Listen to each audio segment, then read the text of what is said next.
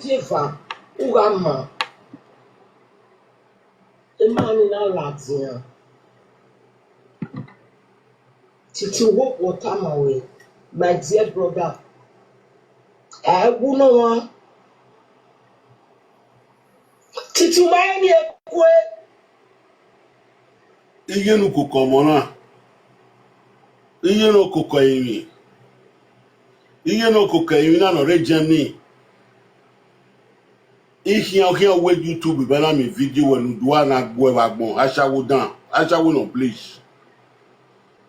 Umalajan to fi gbo to tell me sorry I'm a picture we lajan we na Iyenukokomon. No we Germany I'm a picture we lajan agbon we mi gba we no so ngbo e de na woro wa. Iyenukokomon no we no cocaine no Germany. Wa we agbon I can won you anu pe ni ye boss e ka nu ene nenu egun ayo we me na we udu ogbo Iyenukokomon no Germany a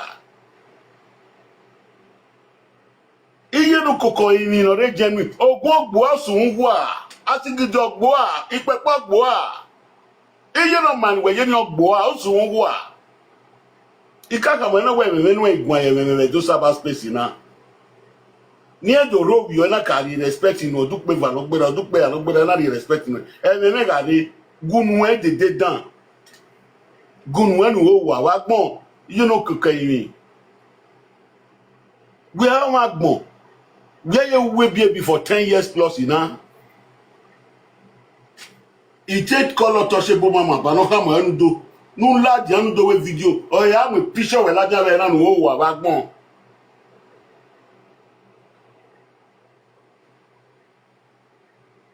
o salopon we tutie ni kanwe e o salopon ma make a mistake ama kan salopon ma mu gbugbe o go mi na luga e ni wa po na mu wa o na bo no dudu no tie no na gbo e wa gbon wa o wa shawo no ye nyu we iye red light we after 30 something years we bo wa sun we de na wero wa ologo mo kan lawe gbe dan nwe zuzu Iyenukokomon no Germany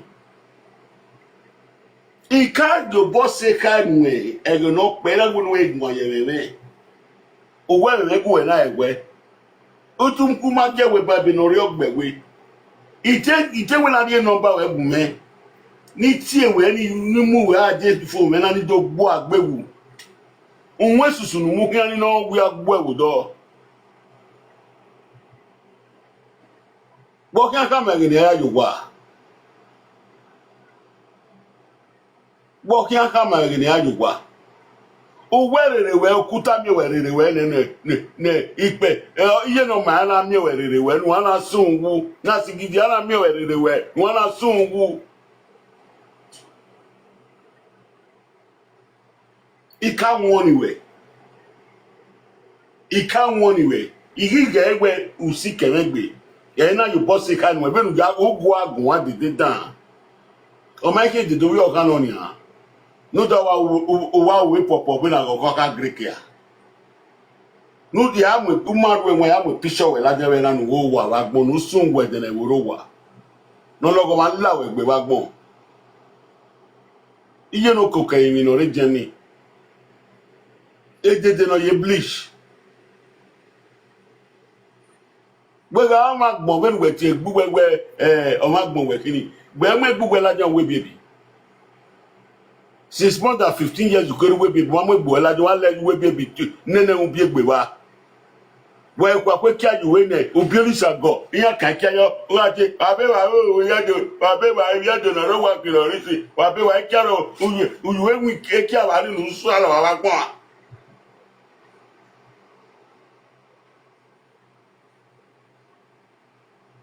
o gbe ki aju ne iyado na ro wa kiro risi wa zaga wa gbon Iyenukokomon no Germany ite ti o to se bo ma baba ma so ni yin e no ri number we me ni do ni mu we ni re la 90 we ni gbo agbewu nu sun gwe de na woro wa a ri respect na ba chawo no condemn we bo na Orisi ashawo yi magba ashawo gwe. Wa zaga wa gbon. Una ga finu give me. Una ga finu ge okoro bieme. I dare you. Na yena kan okoro bieme nu sun wu wa gbon.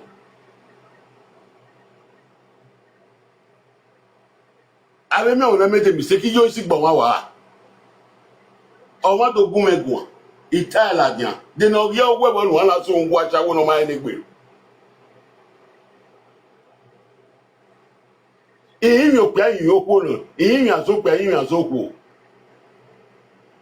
Ní bọ́yá gbèmọ́ tí ẹ̀yìn èdè ọ̀gbìn náà bẹ̀rẹ̀ ni. Ọgbọ́n bu Iyenukokomon rẹ̀ yìí. Wọ́n á sún wẹ̀dẹ̀nẹ̀ wúrò wá. Àwọn èèyàn wà ní ẹ̀kú yà. Wọ́n kà wẹ̀rẹ̀ ní láti wẹ́yọ̀ à. Ọ̀gá wíjú ẹ̀ ọ̀nà wíjú ẹ̀ nẹ́ẹ̀mọ́ wíjẹ́ bẹ̀ náà ẹ̀mọ́ wíjẹ́ wà pọ̀ ẹ̀ núdẹ̀ náà gé gbèmẹ́ máa wà nẹ́ẹ̀nẹ́ àwẹ̀ bọ̀ yàrá dé balùwà yà wò kọ́ núdẹ̀ náà gé gbèmẹ́ máa wà èyí náà sẹ́ náà gé gbèmẹ́ máa wà nàní náà gbàgbé ní wàyà àwọ̀ wíjẹ́ akíá yà àwẹ̀ gbèmẹ́ kọ́ wà á sún wù ẹ̀dẹ̀ náà wéró wà Iyenukokomon yìí nà ọ̀rẹ́ jẹ́mi wẹ́ẹ́ wá mú kí àkọ́ ànísàn ẹ̀ wúwé bíẹ́bí. Ẹyẹ jìnnàró wa máa kán náà wọn o, ìyá jìnnàró wa máa kán náà wọn o, ìyá jìnnàró wa máa kán náà wọn o. Ọ̀rẹ́ wa mú kí àyùwé wúwé bíẹ́bí wá láti ìyá jìnnàró wa máa kán náà wọn o, a máa kán náà wọn o, a máa kán náà wọn o, a máa kán náà wọn o, ẹ kí àrùwé wa. Èdèdè náà yẹwé kíá. Èdèdè náà bílíṣì. Una ye ya ye gbe ko to se bone testi ni weni dori enu ya e pisu we ga la jan be na mi am we la jan we baby be na uma na ma we live video tama prophet Atiti enwa we no re o e peti oyin mi ni o we gwan meri sokuta wa zaga wa gbon wa sun we de na wero wa o we ta yokuta leyin mo kuta gbon we do ma vai mo kuta gbo we do ma bu na na leyin nu ala leyin la yin ejeje no ruwe bi ebisi 10 years 15 years wa mo ki akwa we ne wa mo ki ajuwe ekia total yakia we baby ama kan na nwa o ama kan na nwa o ama kan wa kan la yin wa kan la yin nu zuwa wa gbon e pisu we ala jawe na merida gbone mi amo we la jawe na na gbo be mi gba we ni abege bi le claim ya we gbe wa e no sun gwe de na woru wa Iyenukokomon no re jemni wa salo awe gba ba wa wewu wa gbon aṣáwó bi àti gbọ̀ ẹ́ aṣáwó ló ga yó àkọ́gbélé kọ́dọ̀ bi àti gbọ̀ ẹ́ aṣáwó náà blíṣì wì aṣáwó náà blíṣì àpìkọ̀ ẹnu gbọ́dọ̀ ìgbẹ́mẹ́ wọ́n àsún àmì ẹ̀ náà ló wò àwa gbọ̀n wọ́n kẹ́gẹ́ ní ìyá adé kéèké wẹ̀ ìjó bọ́ sí ká ẹ̀mọ́ ẹ̀wẹ̀ wọ́n wẹ́ ní wọ́wọ́ wẹ̀ bẹ́ẹ̀ mẹ́mẹ́ rẹ́ ní ọmọ kàwẹ́ náà wùgbọ́ àgbọ̀n ugwu agwa laja we bi ebinu da aguma agwa o laja we bi ebinu da aguma agwa 15 years ugbo ki an we bi ebina o wa we bi ebi wa mu ki aju we re ama kan ni awon o do we kan una ma won awo ikanre wo una kan bubu wa una ma won awo ikanre wo wa o wa gbon edede dan edede na yere ki bi eka be Germany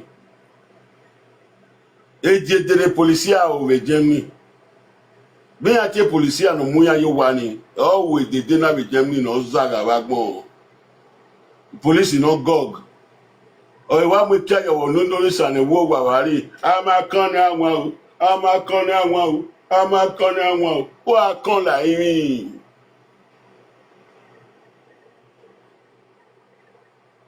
iye kawe o te say 10 o'clock water Una malada dota we prophet Atiti sorry. Ya mwe picture we la diyan. No wa gbon. Wa go message gie. Wa we wa gbon.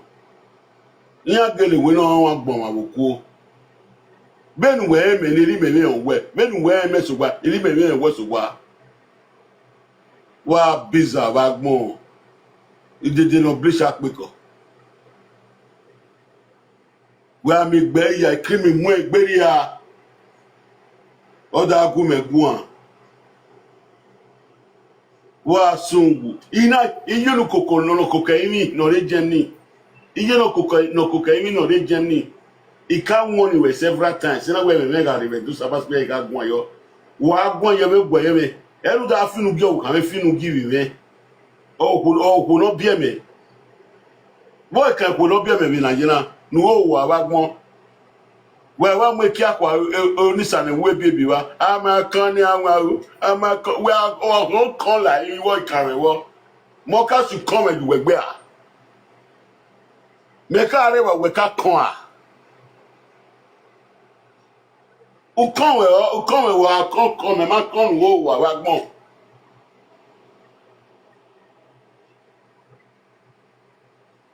Ne bono dudu ti ana gbo e.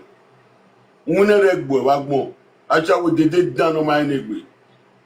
Lo wa mo ki akọ are ne wo nwe biebi wa ni. A ye de na re wa ke na re si. Wa ba va o, wa bo we o, wa bege wa ayore o. Ama kan ni anwa o. Ama kan ni o to ta nya ki afi ku me ki wa. Ama kan ni anwa o. Ama wa kan la yin mi nu kan na.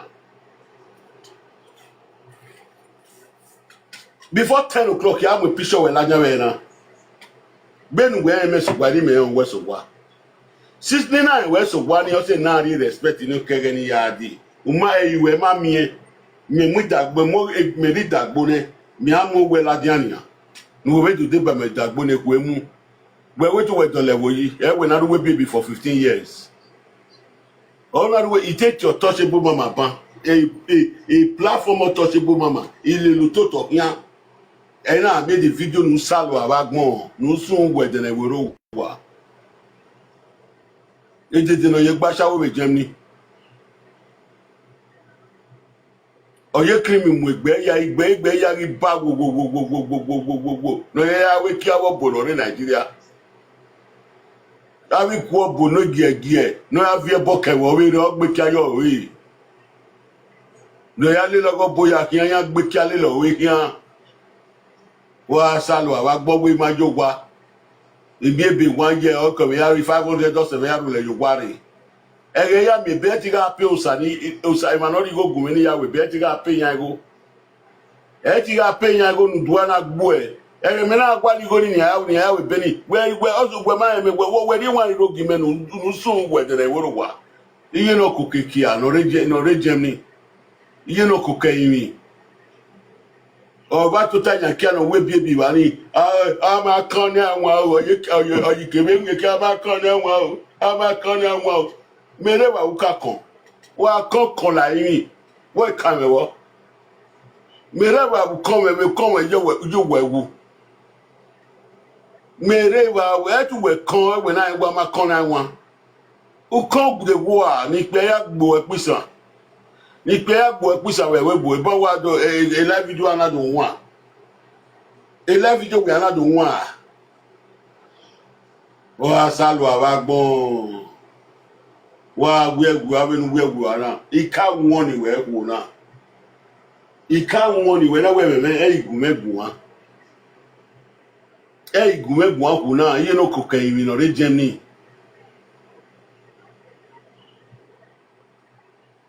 Ika won ni we igwe we bu we na ru enwe na bolo dudu ti na gbo wa gbon nu sun gbo de na woro wa gbe agwegwe ke Iyenukokomon we no we agbon e mata de o ke we agbon yo a over sabi gbo e wa gbon gbe nu we over sabi we live video we ma wo fa sabi ne bo mugo nu e we ma wo fa sabi ni go mu e bo mugo nu e eki asawo gbo e pupo wa salu awagbon ekwe mu gbe 10 years plus yeruwe biebi ebiebi ana gbo e wagbon Nwana salwa we baby ba. We no dagwa ma kona nwa. We no ruwe baby we adagwe ma na ro egwa we ma kona nwa. Etu we kon we na ruwe baby ni.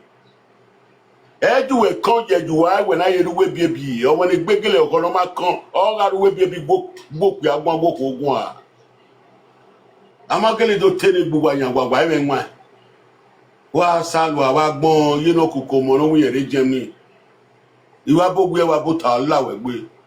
Ya ge wa ni o to tanya kia no wa we kia o wa fie kun we kia aye de na re wa ke na yisi ama kon na won o we kon we na ye we bi do ma mi no tama we do tama we for free o kon o we kun na ye we bi by now for 15 years ye we bi live video ya ga bi ale ke ya fi gba o yan ladian iya re dede ya fi gba o yan ladian e sore bejon of ye egwen le yan na iya fi egwen kwaro yan na e sore bejon of ye egwen le yan na o ye ruwe bi nu ruwe bi wiwa nu ruwe bi salwa wa gbon ijo igele wunwa iwunwa gugwa ja fefe wewe me ruwa nu o salogba ye kan sa gba ma mu gbogbe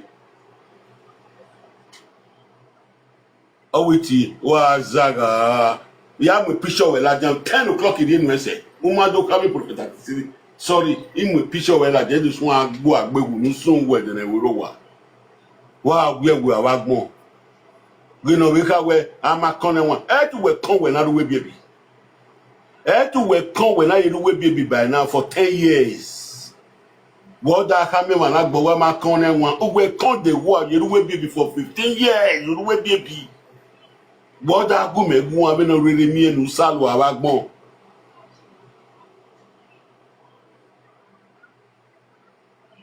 ejeje negi mi period negi mi sagen we wa salu awagbon obi okan tun eno ke gbe ye dede obi okan no ma say 40 years don ti gbe dede Amake wa we baby o we kia wa ni o wa amakan ni awon o mo su kon edu egbenu na we baby mo su kon edu egbenu ika won we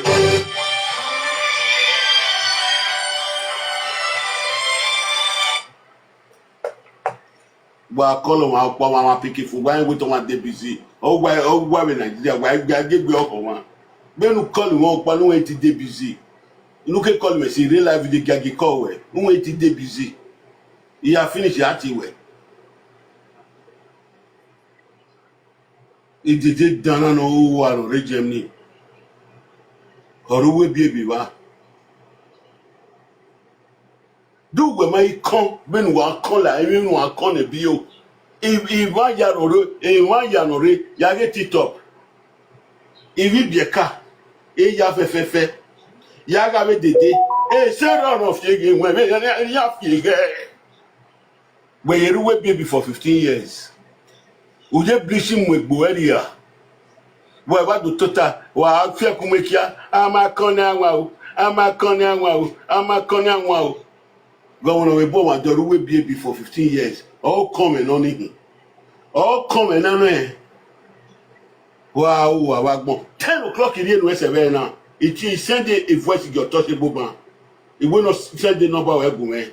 You know, do beg a prophet at tell him with picture well at the now no saga awagbon. When we met so body me was wa. Now do 12 one worry awagbon. It can't one way last 2 years. Last 3 years now one when I egwan yeme. Owe me go na ro egwan wo awagbon. Nous saluons awagbon dede dan o ma se dede obi okan tun eno no ti gbe dede no gun abi na dede na amakan ni awon o u come lelu e fian u come ojo we wujo e ijo we jegbe do we ma kan e ba ejugbe na niyan iwe wuwe o hewe kin e we na yeru we biebi gbu awagbon owo wu ko dan ave guess no feel like we boya fefefe uga wiyan ko se no le we bi kere ni yaadi me am a pishi wela javis we gets in ogwalo weni iya giwe gana no zaga wagbon wa vie la imi we ni do gbo e kire wa vie iya se de egbe ba vie la we gbe wagbon o wa to tanya kia o we kia no we bebi wa ama kan na anwa o ugele ewu kan do ma kan Iyenukokomon re jeni do ma kan by now makeni we ya we bebi ugele kan de wo a se nu na yeru we bebi ama kan na anwa o iya do na ro wa kin ri fi o Atiti o esa ige o amu gbokuta o okuta agbo okuta ova werere isunwaro pa si me isunwaro pa si me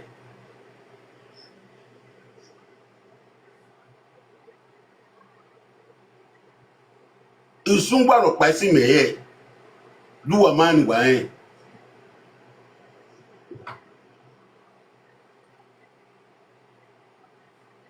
me iwiane iya wewe wiyan wede da saburu mega wiyan da saburu be fi gu e me uto ite ya muju yo ni egbe mete o ni we mete bo ni ara we video ona ya leju owa imeto o no ja we claim popularity na wiyan ma gbe ni me ya de gbe so la ja 63 days na na do aka magbon o ma se no ya we live video mo ya yin ope la bete no ti gwe gba se wa se egbona o ya leju owa of the agwa aka wa ma gbala gumedo gbe agbewu